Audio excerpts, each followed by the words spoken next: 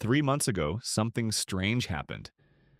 Nvidia, the crowned king of artificial intelligence chips, the company worth 3.3 trillion, the undisputed monopoly of the AI revolution, offered to invest $100 billion in OpenAI. $100 billion, not to acquire them, just to partner with them. And if you stop to think about that for even a moment, you'd realize how backward that sounds. Nvidia is the gatekeeper. Every AI company on Earth needs Nvidia's chips to function. Without those chips, you can't train models, you can't run inference, you can't compete. Period. So why would Nvidia, the company holding all the cards, be the one desperately trying to lock down OpenAI? Shouldn't it be the other way around? Shouldn't OpenAI be the one begging? That news didn't make sense until last week when the bomb dropped. Apple and Meta, two of the largest technology companies on the planet, both massive Nvidia customers for years, both companies that have spent tens of billions buying Nvidia's chips, quietly announced they're walking away, not reducing their orders. Walking away. Apple revealed in a technical paper that every single AI model powering Apple Intelligence was trained entirely on Google's chips, not Nvidia. Google. Meta followed days later with reports they're in advanced negotiations to spend billions renting and eventually purchasing Google's Tensor Processing Units, starting in 2026 and ramping up through 2027. This wasn't a diversification strategy. This was betrayal. And Nvidia's stock dropped 4% in a single day on the news, while Google's market cap surged toward $4 trillion. So what just happened? How did two of Nvidia's biggest customers decide to abandon the most dominant chip company in modern history? And why is this the beginning of the end of Nvidia's monopoly? The answer goes back 10 years to a problem Google faced that should have destroyed them, and the solution they built became the weapon that's now threatening to dethrone the king. Let me show you exactly what happened, why it matters, and what comes next. In 2013, Google controlled 90% of global search. They were the internet. But behind the scenes, they'd hit a wall that should have been impossible to solve. Jeff Dean, one of Google's top infrastructure engineers, walked into a meeting with leadership carrying a calculation that revealed a crisis. Google was about to launch voice search on Android. Simple feature, convenient for users, seemed harmless. But Jeff Dean's math showed that if just Android users, hundreds of millions of people at that time, used voice search for 3 minutes per day, Google would need to double their entire data center infrastructure. Not expand it, double it immediately. Why? Because voice search wasn't like typing a query into a search box. Voice search required artificial intelligence, deep neural networks that could understand speech, process context, interpret meaning in real time. And running those neural networks required exponentially more computing power than standard search. Every voice query was like running 100 regular searches simultaneously. The processing load was catastrophic. And here's the problem. A single data center costs Google roughly $1 billion to build. To double their infrastructure would require an upfront investment of about $15 billion. Not impossible. Google had the money, but that wasn't the real issue. The real issue was operational cost. Running that infrastructure, the electricity to power it, the cooling systems to prevent it from melting, the maintenance to keep it functional would cost hundreds of millions of dollars annually. Just for one feature. Voice search. Not even the core product. A convenience feature that might not even generate significant revenue. And that's assuming voice search was the only AI-powered feature they wanted to launch. But it wasn't. Google needed AI for translation, for image recognition, for personalized ads, for YouTube recommendations, for everything. Every service they wanted to build moving forward required more AI, which meant more computing power, which meant more data centers, more electricity, more cost. The math didn't work. The economics were collapsing. And before you say, well, just wait for the next generation of processors, surely they'll be more efficient, I need to tell you something. That wasn't an option either, because in 2013, the entire technology industry hit a brick wall called the end of Dennard scaling. For decades, there had been a rule. As transistors got smaller, they consumed less power. That's how chips got faster and more efficient every generation. But in 2005, that rule broke. When transistors became small enough, they started leaking energy. The smaller you made them, the more heat they generated, which required more cooling, which consumed more energy, which generated more heat. A vicious cycle with no exit. So waiting for better processors wasn't going to save Google. The laws of physics had ended that path. Google was trapped. Continue using existing processors and drown in operational costs that would consume all their profits. Or stop building AI features and watch competitors who figured out efficiency destroy them. Neither option was acceptable. AI wasn't optional for Google. AI was the foundation. Without it, search becomes static. Ads become generic. YouTube becomes dumb. Google dies. So they made a decision that seemed insane at the time. If the market doesn't have the chip that saves us, we'll build it ourselves. Saying it is one thing. Doing it is entirely different. Google faced an engineering paradox. If they designed a chip the traditional way, using the same architecture Intel and Nvidia used, they'd hit the same power consumption and heat problems everyone else faced. They couldn't just copy existing designs, they needed something fundamentally different. A completely new way of processing information that broke the rules everyone else was playing by. And to find that different approach, Google's engineers started digging through old research papers. Forgotten papers. Papers that had been written decades earlier but never implemented because the market didn't want them. One paper stood out. Published in 1978. Almost 40 years before Google needed it. The paper described something called a systolic array. The idea was simple but radical. Normal processors work like a chef in a kitchen. To chop an onion, the chef walks to the refrigerator, which represents memory, grabs the onion, walks back to the counter, chops it, puts it in the pan, then walks back to the refrigerator for the tomato, walks back, chops it, and repeats. Back and forth. Constantly retrieving data from memory, processing it, storing it, retrieving more. That constant movement between memory and processor burns enormous amounts of energy. It's inefficient, it's slow. The systolic array flipped that model. Instead of the chef walking back and forth, imagine a factory production line. Data enters at the start of the line and flows in one direction, like blood flowing through veins, which is where the name systolic comes from. Each unit on the line performs simple operations, multiplication, addition, and immediately passes the result to the next unit. No one runs back to memory. No one fetches data. The data flows continuously through the system until the operation completes. It's massively more efficient because you're not wasting energy moving data back and forth. The data moves once, gets processed continuously, and outputs at the end. This architecture was perfect for AI. Because fundamentally, AI isn't complicated operations. It's simple math repeated billions of times. Matrix multiplication, addition, over and over. Systolic arrays were designed for exactly that repetitive sequential calculation. But here's the question. If this idea was so brilliant, why didn't anyone use it since 1978? The answer is simple. Cost. Building specialized chips in the 1980s was prohibitively expensive, and the market wanted general-purpose computers that could do everything. Run games, run word processors, run spreadsheets, run anything. Specialized architectures like systolic arrays were too narrow. They could only do one thing, so they got shelved. Forgotten.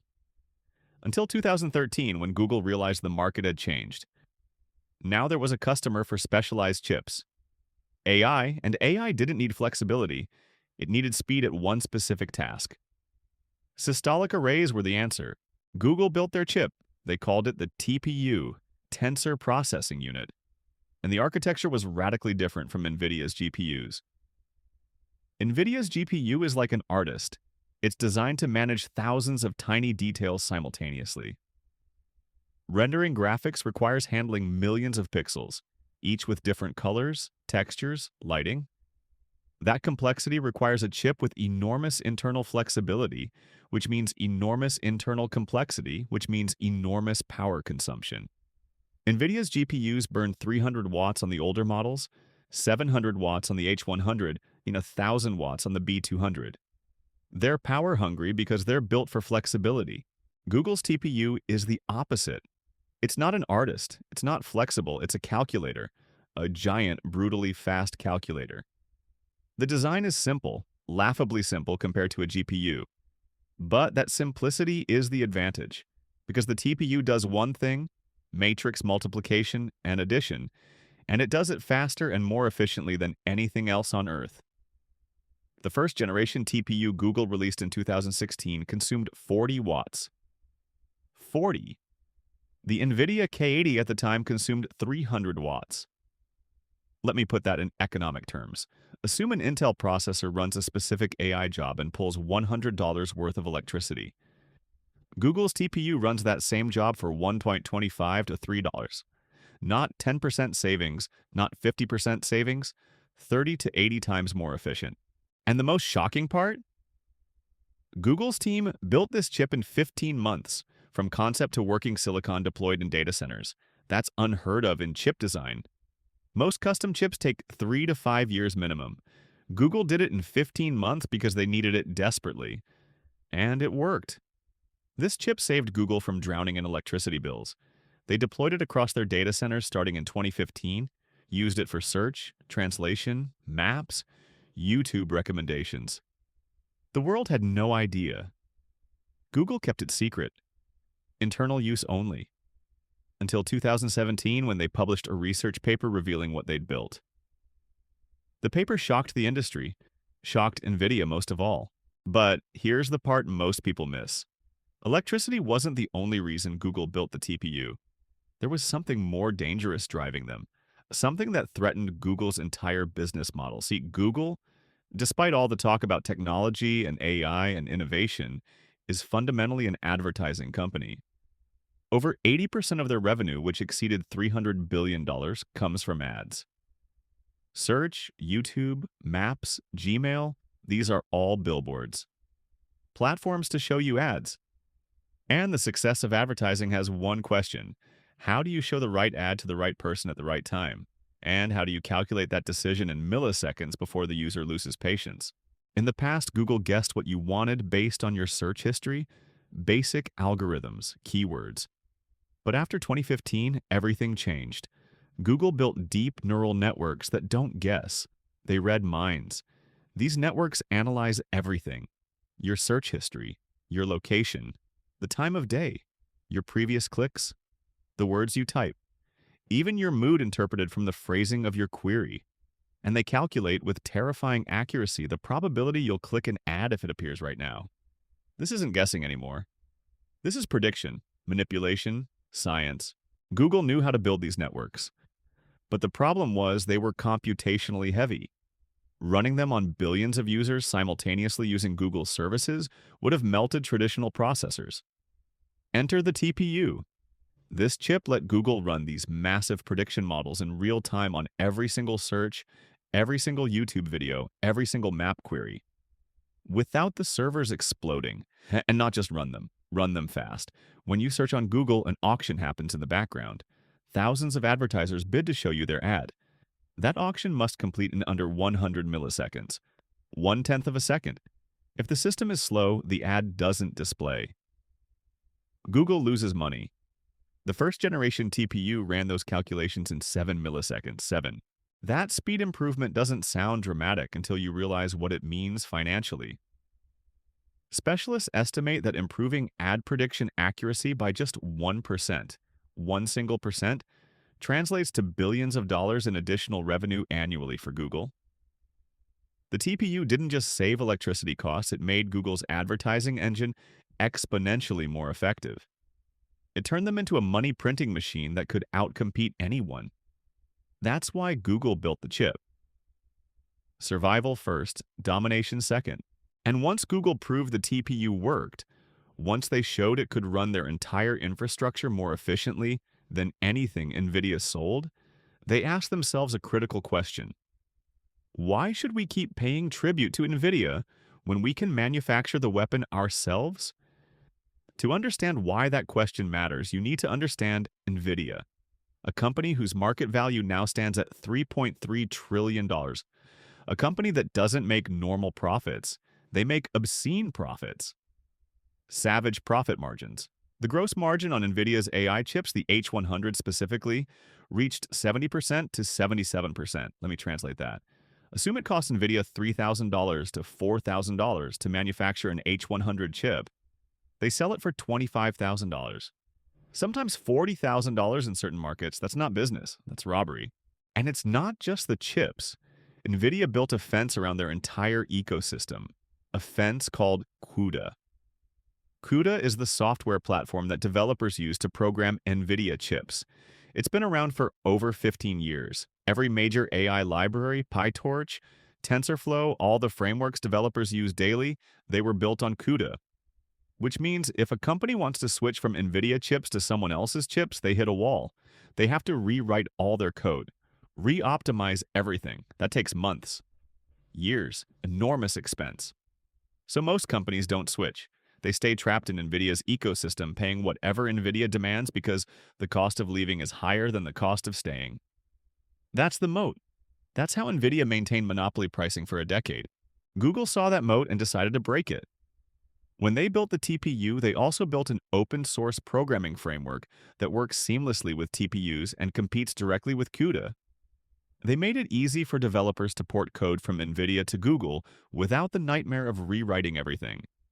And then they did something Nvidia never expected. They started offering TPUs at 50% to 70% lower cost than equivalent Nvidia chips. Faster performance, lower price, and cloud availability without waiting in Nvidia's supply queue. That offer was irresistible to small companies and startups, but when Apple made the move, that's when everything changed. Apple, the historic rival of Google, the company that competes with Google on phones, on services, on everything. In July 2024, Apple published a research paper that dropped a bomb. The paper revealed that every AI model behind Apple Intelligence was trained entirely on Google TPU clusters, not Nvidia. Google. The paper didn't just mention it in passing, it was emphatic. Apple's AFM server model, 6.4 billion parameters, was trained on 8,592 TPU v4 chips. Their AFM on-device model used 2,048 TPU v5p chips. The entire infrastructure. Google. Apple didn't owe Nvidia anything. Apple has more cash than almost any company on Earth. They could buy Nvidia's entire production if they wanted. They're not a startup desperate for cheap chips. They chose Google because Google's chips were better for their use case. Faster, more efficient, more available. And that choice sent a message to every CEO in Silicon Valley. If Apple, the most powerful technology company on the planet, chose Google over Nvidia, what are we waiting for? Meta heard that message. In November 2024, reports surfaced that Meta was in advanced negotiations with Google to rent TPU capacity in 2026 and purchase TPUs outright for installation in their data centers starting in 2027. The deal is worth billions of dollars. And this is Meta, Mark Zuckerberg's company that had been Nvidia's most loyal customer for years. From 2022 to 2024, Meta bought every H100 chip they could acquire. Tens of billions spent. They were Nvidia's whale. And now they're leaving.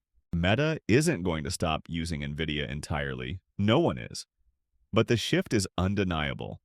When your biggest customers start diversifying, when they start building infrastructure around a competitor's product, you're losing the war. And Nvidia knows it. A Google executive recently stated publicly that Google's goal is to capture 10% of Nvidia's data center revenue. 10% of $51 billion in quarterly revenue is over $5 billion per quarter. $20 billion annually, that's not a small target. That's an existential threat. This is why Nvidia was trying to lock down OpenAI with a $100 billion investment. Not because OpenAI is unique. There are dozens of AI labs doing similar work. But because Nvidia is watching their monopoly crumble. Google's TPU was a secret weapon for a decade. Now it's the sword aimed at Nvidia's throat. And the battlefield is shifting. This isn't about training models anymore. Training is expensive, but it's a one-time cost. You train a model once. Inference is forever. Every time someone uses ChatGPT, that's inference. Every time someone asks Siri a question, that's inference. Inference happens billions of times per day, every day, forever. And inference is where Google's TPUs shine. Companies are realizing they've been overpaying for flexibility they don't need. Nvidia's GPUs can do anything: game rendering, scientific simulations, video editing, AI, their general purpose. But if all you need is AI inference, why are you paying for a Swiss Army knife when a scalpel is faster and cheaper? Google's TPUs are that scalpel, and the numbers prove it. Anthropic, the company behind Claude, signed a deal with Google worth up to 1 million TPUs. Midjourney cut their inference costs by 65% after switching to TPUs. These aren't marginal improvements. This is companies cutting their operating costs in half while maintaining or improving performance. The AI chip market is fracturing. For years, it was Nvidia and no one else.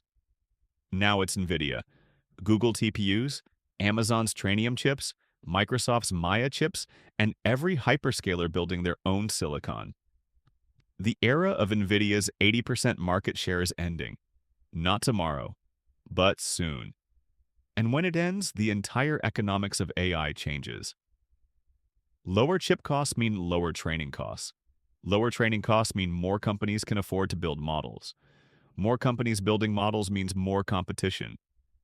More competition means better AI, faster innovation, and prices that fall instead of skyrocket. But here's what you need to understand about what just happened with Apple and Meta. This wasn't a business decision. This was a declaration of independence. For years, Nvidia held the industry hostage. If you wanted to build AI, you paid Nvidia's prices, waited in Nvidia's queue, and played by Nvidia's rules. No alternatives, no leverage, no choice. Apple and Meta just showed the industry there's a door. Google opened it. And now everyone is walking through. Nvidia will survive. They're too far ahead in too many areas. Their software ecosystem is too mature. Their brand is too strong. But their monopoly is finished. The 77% profit margins are finished. The ability to charge $40,000 for a chip that costs $4,000 to make. Finished. Google spent 10 years building the TPU in secret, waiting for the right moment to strike. That moment is now. And the strike is devastation. Nvidia's stock dropped 4% on the Meta news. Google's market cap surged toward $4 trillion. The market sees what's coming. The only question now is how fast it happens. In 2013, Google faced an electricity bill that threatened to kill their innovation. They built a chip to survive. That chip became a weapon. And now that weapon is dismantling the most powerful monopoly in modern technology. Nvidia thought they were untouchable. Apple and Meta just proved otherwise. The king is bleeding, and the revolution has just begun.